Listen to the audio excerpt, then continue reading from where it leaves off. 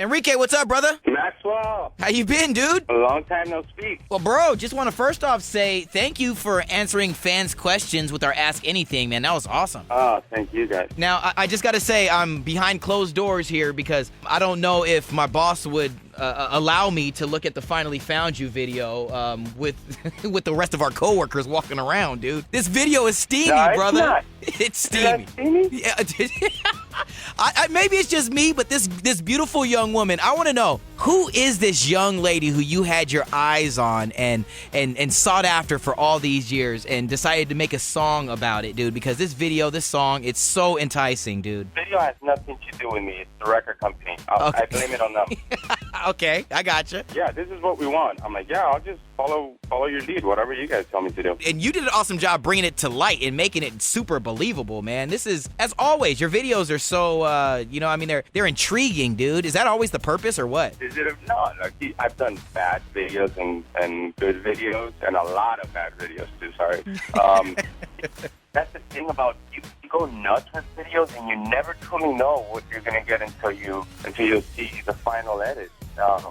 It's nerve-wracking, and it can be a lot of work, but you try to make them as fun as possible, and it all depends on the song. Yeah. And some songs, like, it's easier to get treatments for, and some other songs are not that easy. You gotta think a lot and say, okay, what do? You do the same video you've done a million times, which a lot of times happens to me, or Yeah. whatever. It comes down to the director. A lot of things have to come together in order for a good video. Is it a lot more difficult than it seems to, to find the right vision that you're seeing in your mind when you're writing the songs? Is it hard? Is that the difficult part of your job, to try to bring that to light through a video? This is what happens. Like, a lot of times when I write a song, immediately, like, I'll have like a vision, and I say, okay, this is the type of video I want to make with this song. For sure. And other songs, you write them, and then you have absolutely no idea what type of video you would make.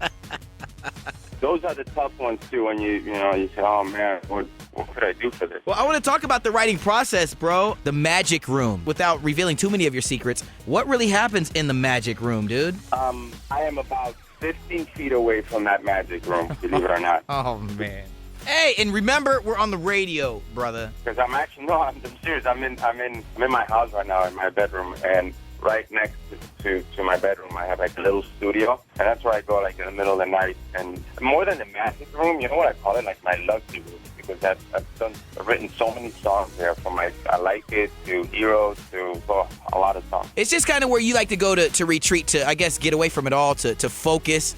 Is it like a light candles type of thing, or is it like you wake up in the middle of the night and you just run to your iPhone and maybe jibber jabber a couple of words into it so you can remember when you start to write those songs? I don't like candles. It just has a sofa, and I call that my lucky sofa too. Like, I'm gonna take it everywhere with it. I'm kind of suspicious when it comes down to those things, but it's just one of those rooms where I've been living in the same house for about 12 years. Yeah. And for some reason, it's just, I call it the lucky room. It flows, and it's so organic, the process, or at least you make it seem so organic, man. What is still so fun for you, man? When you hit the stage, you bring people in. When you create the videos, you draw our eyes and our ears towards it. What still is fun for you in this process, and what do you attest the success for your career longevity to?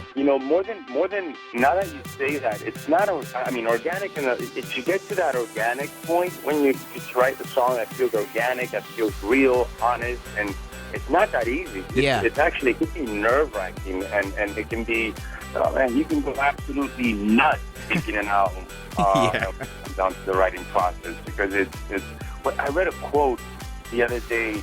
I don't want to misquote him, but it was from John Lennon, and he said something about the fact that when it came down to songwriting, it could be extremely difficult and a pain in the butt. Yeah. And this is from John Lennon, one of the greatest songwriters of all time. And I kind of said, well, it is, because you could be hours and hours and hours and hours and days and months in the studio, and nothing comes out. Nothing at all. Nothing that you feel good about. Yeah. And then suddenly that one song comes out, you say, whoa, this is the one that just all the hours that you spent that nothing came out, it's worth it as long as you get that one song. That one time there. Well, you mentioned a little bit about being superstitious, and I actually got a question off of our Facebook page from Carol Kennedy.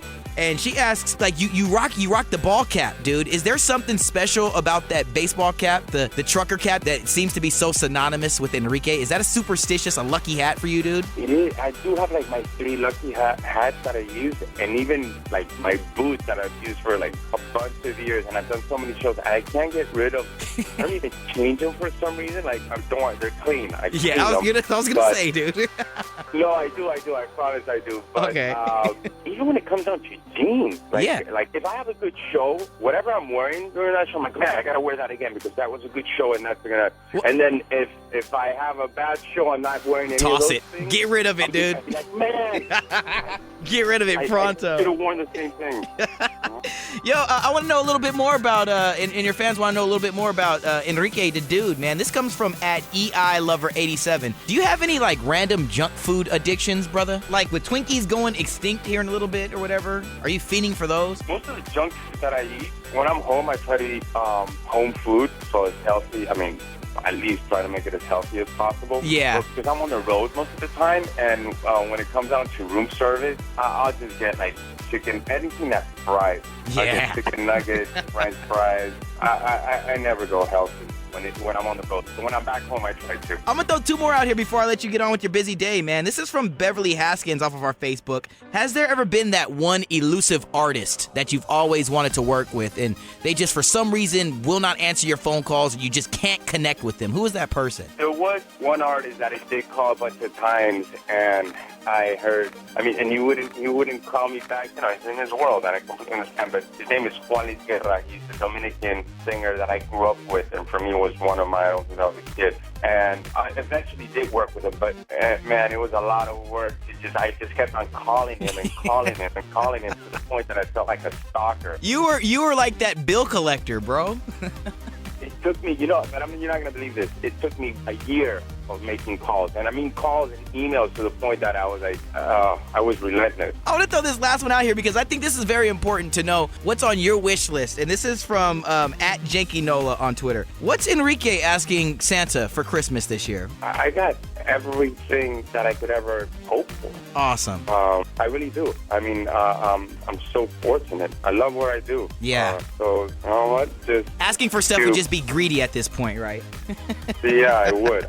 It would. Well, I got to say, from, all the fans, me personally, to everyone that's a part of Saturday Night Online Live, you're always just a joy to be around. Romeo and I, we just crack up every time we just hear the name Enrique because it's you. You're just yourself. Is that good or bad? It's a good thing, though, because it's just like you're just one of the bros. You're one of the genuine guys out there, and to be able to live out your dream, it's just so amazing that we get to be a part of this cruise along the street with you, man. I mean, thanks, dog. I mean, for just being true to you, dude. I've been lucky enough to do this for quite a few years, so I don't really take it. I honestly don't take myself that seriously. I love what I do, and I respect it. But, one day you're here, the next day you're gone. So enjoy it. Dude, well, get to that magic room. I know you're working hard, pinning down a lot of awesome lyrics for a new album, bro. We can't wait for that. As always, we got your back. Whatever you need, man, just a phone call away, dude. And, whenever you want to send the private jet to come and swoop me up, I'll be there in person for you if you need me to be, dude. Oh, it sounds like it sounds like you're doing better than me. You're syndicated everywhere. So,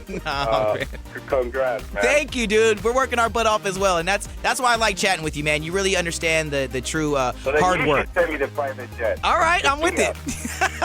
We'll send Air Force Max to come and get him, dude. Hey, Enrique, bro, we seriously, I thank you so much for taking the time out, man. Have a continued and blessed weekend, dude, and don't get in too much trouble out there, brother. All right, take care. All right, you take care, homeboy. Be easy. Bye-bye. Bye.